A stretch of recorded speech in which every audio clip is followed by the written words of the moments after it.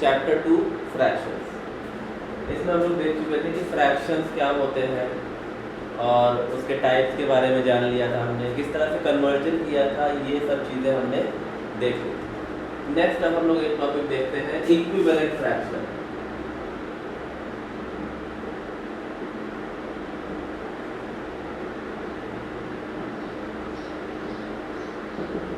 Equivalent fractions. तो equivalent fractions होते क्या है? देखिए, ऐसे फ्रैक्शंस जिनका simplest form lowest form same होगा, they are called equivalent fraction. तो fractions whose lowest form is same are called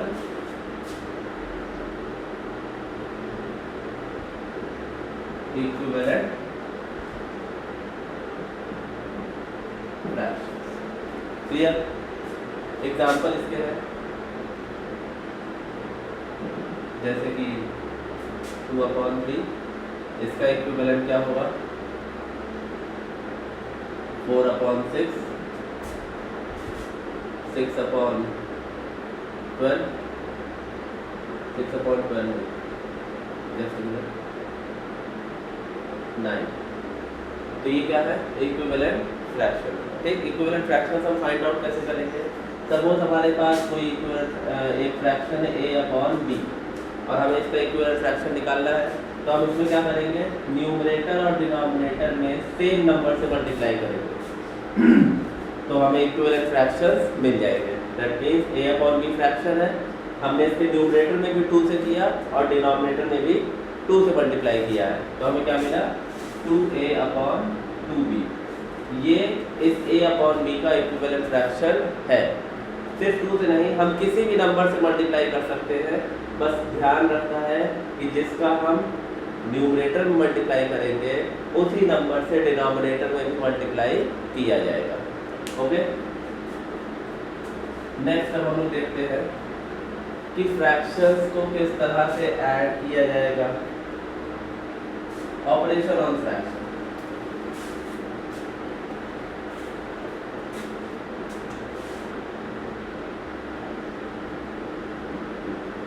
operation on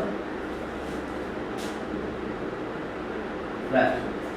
तो ऑपरेशन बताया था मैंने, plus, minus, multiply and divide. ठीक, अभी हम लोग सिर्फ प्लस और माइनस के बारे में जानते हैं इस वीडियो में। तो एडिशन या सब्ट्रैक्शन फ्रैक्शंस का कैसे किया जाता है? देखिए, अगर हमारे पास ऐसे फ्रैक्शंस हैं, सपोज 2/3 एंड 1/3 जो कि लाइक फ्रैक्शन है। ठीक, लाइक फ्रैक्शन की बात करी जा रही है। अगर लाइक फ्रैक्शंस के बीच में हमें एडिशन या सब्ट्रैक्शन करना होगा, वो भी लिख लेते हैं, 2/3 - 1/3। तो इन केसेस में क्या होगा? सिंपली न्यूमरेटर्स को ही ऐड या फिर सब्ट्रैक्ट किया जाएगा। ठीक, डिनोमिनेटर जब सेम होंगे, मतलब लाइक फ्रैक्शन के केस में 2 + 1 क्या आएगा? 3/3 और यहाँ पर क्या आ जाएगा? 1/3। ठीक, तो ये एडिशन का रिजल्ट है और ये सब्ट्रैक्शन का रिजल्ट है। ठीक, ये कब हमने किया? जब हमारे पास गिवन फ्रैक्शंस क्या होंगे? लाइक फ्रैक्शन होंगे। इन केस अगर हमारे पास फ्रैक्शंस लाइक नहीं है, लाइक फ्रैक्शंस नहीं है, तब उनके बीच में हम एडिशन किस तरह से करेंगे या सब्ट्रैक्शन कैसे करेंगे? सपोज 1/2 + 3/5, ये फ्रैक्शंस गिवन है। ये दोनों तो लाइक है नहीं, क्योंकि इनका डिनोमिनेटर 2 है, इसका डिनोमिनेटर 5 है। तो हमें करना क्या होगा? सबसे फर्स्ट स्टेप होगा कि LCM of 2 and 5 find out करेंगे, यानी डिनोमिनेटर का एलसीएम निकालेंगे, जो कि क्या आ जाएगा? 10। ठीक, सेकेंड स्टेप में क्या करेंगे? Change each fraction such that their denominator becomes equal to LCM, LCM के बराबर आ जाए। ठीक, तो क्या हो जाएगा ये 1/2, ऐसा क्या करें कि 10 आ जाए 5 से मल्टीप्लाई, और 3/5 ऐसा क्या करें कि 10 आ जाए 2 से मल्टीप्लाई। तो ये क्या हो जाएगा 5/2 और 6/5/10 एंड 6/10।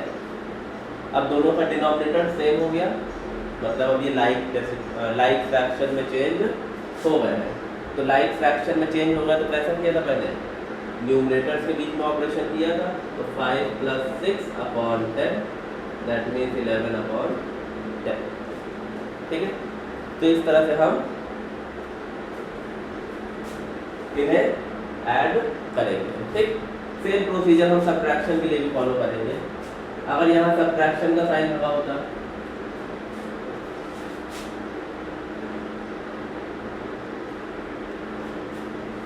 अगर यहाँ सबट्रैक्शन लगा होगा तो उस कंडीशन में भी स्टेप यही फॉलो करना है, बस यहाँ ऑपरेशन क्या होगा माइनस का। ठीक, ऑपरेशन होगा सबट्रैक्शन का। तो सबट्रैक्ट करेंगे 5 - 6/10 करेंगे क्या आएगा -1/10।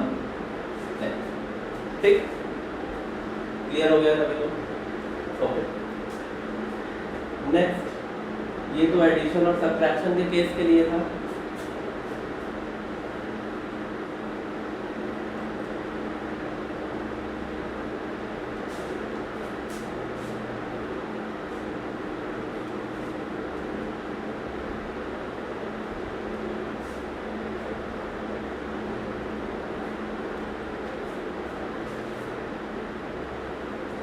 अब इसका एक्चुअल मतलब समझते हैं। देखिए, हमने लिखा 2/3 + 1/2। इसका मैंने आंसर लिखा 2 + 1/3 दैट मीन्स 3/3। ये लिखा। कैसे ऐसा हुआ, इसको एक एक्टिविटी के थ्रू समझते हैं। एक हम बॉक्स ले लेते हैं जिसको हम 3 इक्वल पार्ट्स में डिवाइड करते हैं। एक और बॉक्स लेते हैं सेम मेजरमेंट का, और उसे भी 3 इक्वल पार्ट्स में डिवाइड कर दिया जाएगा। ठीक, फर्स्ट में क्या लिखा है 2/3, मीन्स इसके 2 पार्ट्स को हमें शेड करना होगा। 2 पार्ट्स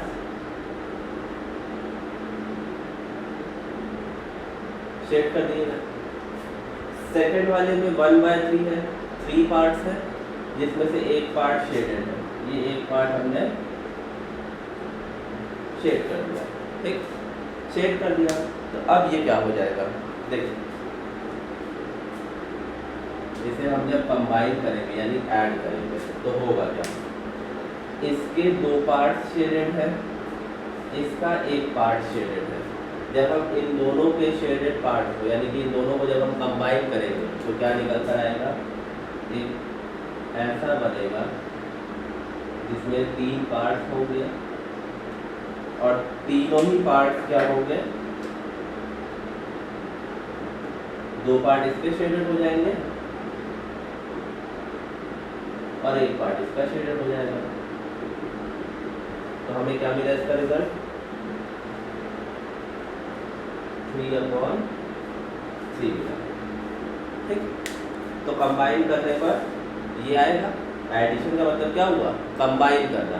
तो हम इसके 2 शेडेड पार्ट और इसका एक शेडेड पार्ट जब कंबाइन कर देंगे, और कंबाइन कब होगा, जब ये जो पार्ट्स है वो सेम नंबर ऑफ पार्ट्स में से निकाले गए हो। मतलब ये 3 में से 2 है और ये भी 3 में से 1 है। ऐसा नहीं कि यहाँ 5 में से 1 होता, तब कंबाइन नहीं होगा। ठीक है, हमें उसको दोनों को सेम करना पड़ेगा, आफ्टर दैट वो कंबाइन कर पाएंगे हम। कंबाइन करेंगे तो यहाँ पर 2 पार्ट्स है, यहाँ पर 1 पार्ट है, तो 2 और 1 पार्ट 3 पार्ट पूरा शेड हो गया। तो कंबाइन करने पर क्या रिजल्ट आया 3/3। ठीक है, तो एडिशन को इस तरह से हम एक्टिविटी के थ्रू समझ सकते हैं कि इस तरह से कंबाइन किया जाता है। क्लियर हो गया? ठीक है। नेक्स्ट ऑपरेशन हम लोग देखते हैं मल्टीप्लिकेशन।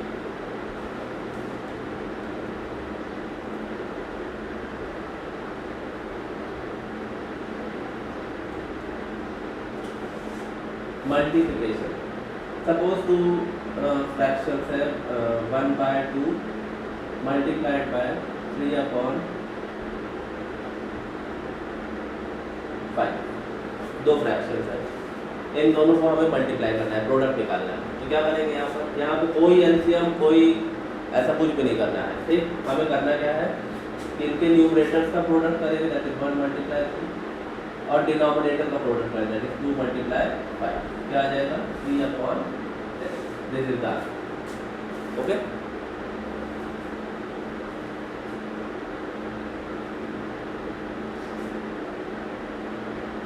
एक और एग्जांपल लेकर देख लेते हैं।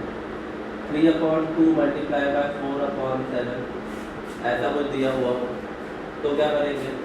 Same method, 3 × 4, 2 × 7, we get 3 × 4 = 12/40। This is the answer. तो प्रोडक्ट हम इस तरह से फाइंड आउट करते हैं फ्रैक्शंस के केस में। क्लियर? नेक्स्ट देखते हैं डिवीजन।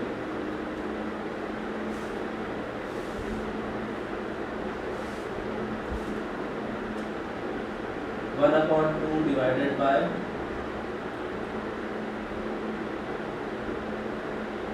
3/4। ये दो फ्रैक्शंस हैं और डिवीजन करना है। तो क्या करेंगे यहाँ पर? डिवीजन करने के लिए हम इस डिवीजन के साइन को मल्टीप्लाई में चेंज करेंगे और उसके बाद वाले फ्रैक्शन का रेसिप्रोकल करेंगे। तो क्या आ जाएगा? 1 × 4 and 2 × 3, 4/6। क्लियर? डिवीजन के केस में हम उससे पहले क्या करेंगे? प्रोडक्ट के फॉर्म में चेंज कर लेंगे। ठीक, और चेंज करने के बाद आफ्टर दैट वो आंसर हमें मिल जाएगा। ठीक है। इसके लिए शायद बताया था मैंने पिछले चैप्टर में, अगर याद नहीं है तो फिर से देख लेते हैं। सपोज अगर किसी नंबर को हम दूसरे नंबर से डिवाइड करें, a / b, तो हम इसे कैसा लिख सकते हैं? फ्रैक्शन के फॉर्म में a/b लिख सकते हैं। a/b लिखने का मतलब क्या होगा कि a × 1/b। तो हम इस बीच वाले स्टेप को स्किप कर दें, तो a / b को हम क्या लिख सकते हैं? a × 1/b। दैट मीन्स कि ये first number as it is रहेगा, ये डिवीजन का साइन प्रोडक्ट में चेंज हो जाएगा और उसके बाद वाला नंबर रेसिप्रोकल हो जाएगा। ठीक, तो इसी का यूज करते हुए हम यहाँ पर सॉल्यूशन करेंगे। डिवीजन से कैसे मल्टीप्लिकेशन में चेंज करके सॉल्व किया जाएगा। ठीक है। अब वैसे वाला डिवीजन करना पॉसिबल नहीं है ना कि हम ये 1/2 को ऐसे लिखें और इसको 3/4 से डिवाइड करें। ठीक, क्लियर हो गया सभी को? एक लास्ट थिंग देखते हैं।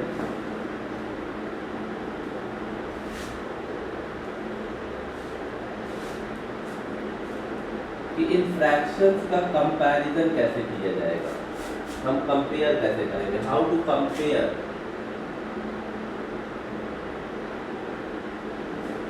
Given fractions. गिवन फ्रैक्शंस को हम कंपेयर कैसे करेंगे? ठीक, कंपेयर करने का मतलब कि ये कैसे पता लगाएंगे कौन सा बड़ा है और कौन सा छोटा है। ठीक है। तो suppose we have two fractions 3/4 and 5/7। ठीक, इन दोनों फ्रैक्शंस में हमें कंपेयर करना है कौन सा बड़ा और कौन सा छोटा है। तो यहाँ पर हम एक मेथड का यूज करेंगे, cross multiplication. Using cross multiplication method. ये क्रॉस मल्टीप्लिकेशन मेथड है क्या? क्रॉस ओवर करते हैं, ये इस साइड चला जाएगा और ये इस साइड प्रोडक्ट हो जाएगा। तो दिस इज क्रॉस ओवर हो रहा है, तो this is cross multiplication method.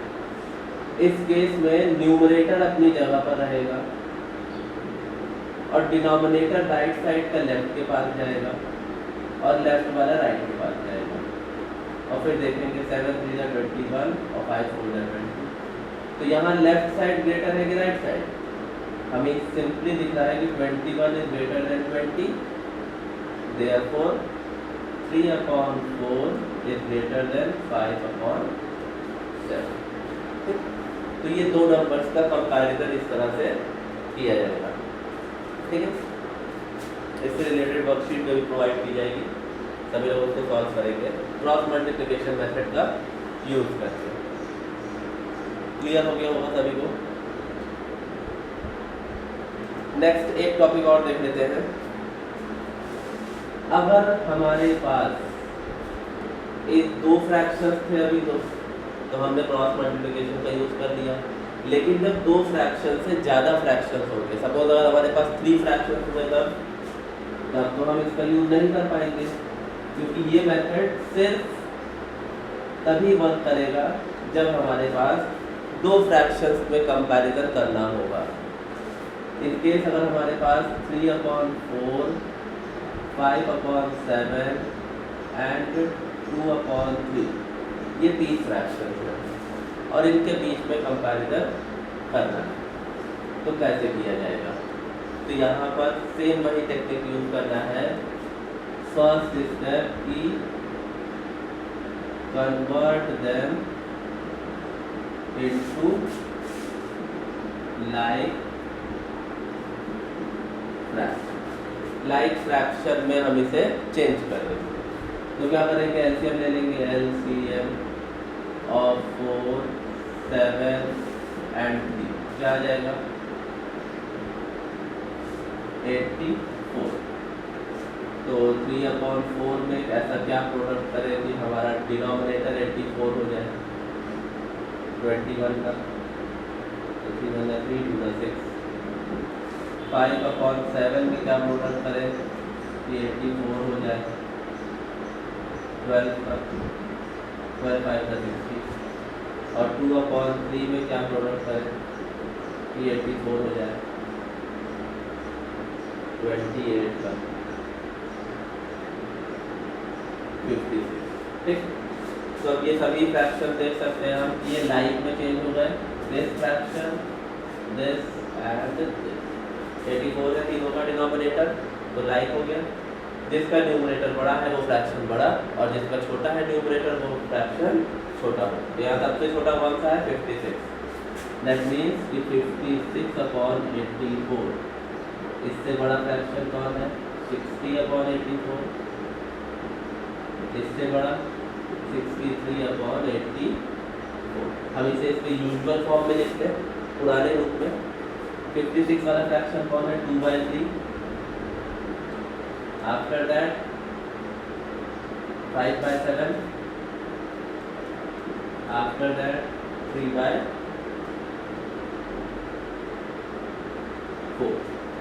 ठीक, तो इस तरह से हम लोग फ्रैक्शंस का कंपैरिजन करेंगे।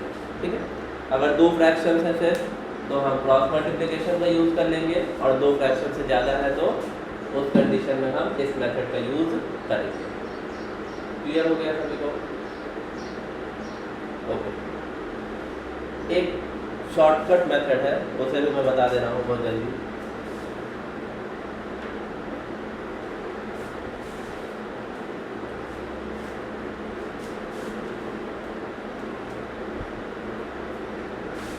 शॉर्टकट में क्या करना है कि 4, 7 और 3 इन तीनों का एलसीएम निकाल लेना है। 84 आएगा। अब 1 बाय 1 इन तीनों मल्टीप्लाई कर देंगे। 3/4 में 84 पे, 5/7 में 84 पे, और 2/3 में 84। तो क्या हो जाएगा ये?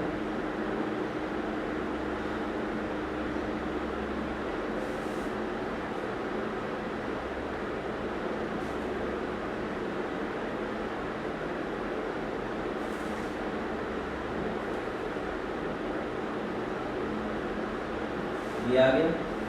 ठीक, ये फ्रैक्शन ये है, इसका ये है, इसका ये वैल्यू है। तो यहाँ देख सकते हैं कि 63 सबसे बड़ा है, इससे छोटा 60 है, और सबसे छोटा 56 है। तो इससे क्या मिल जाएगा? 63 कौन का आ गया? ये है।